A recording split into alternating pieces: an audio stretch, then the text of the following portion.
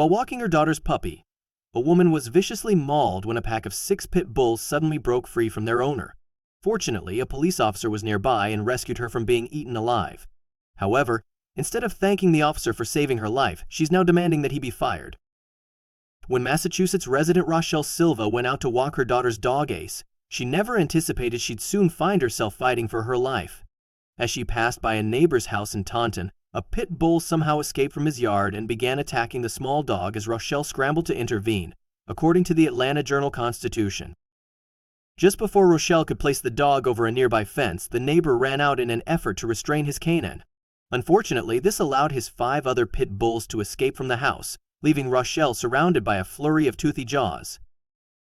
"All 6 were on me. If there were 6 of them, then all 6 were on me," Silva said from her hospital room.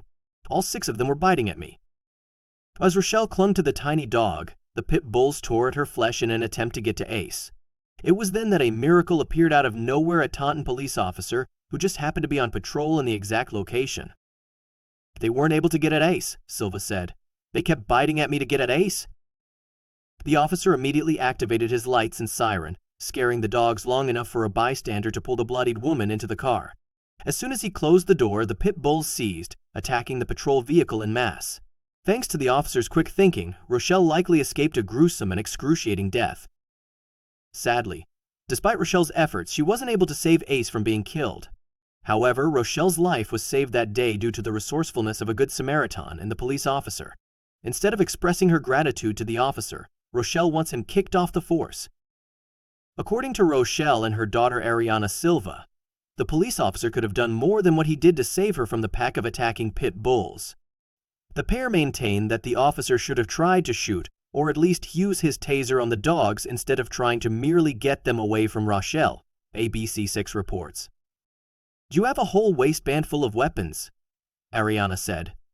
"You could have shot the dogs individually, you could have tased them, you could have done anything other than just get back in your car and lock the doors." "I don't want him to be working as a police officer who's supposed to protect and serve," Rochelle said. "I want him fired." Although Rochelle and Ariana want to see the officer punished, the department confirmed that he followed protocol and took the best course of action. The police report states that the officer was unable to safely discharge his firearm without possibly hitting Rochelle or the owner, leaving him no choice but to try to scare the dogs away. Once Rochelle was safely in the cruiser, the report claims that several of the pit bulls tried to leap through the window to attack the police officer. Still, the mother and daughter insist that the officer should have done more to help. "I could feel the chunks coming out of my body," Rochelle said. "I thought I was going to die." Rochelle was transported by ambulance to Rhode Island Hospital where she received skin grafts and 100 stitches. She will also require several weeks of rehabilitation due to her injuries. The Good Samaritan was also bitten while helping Rochelle but only suffered a minor leg injury.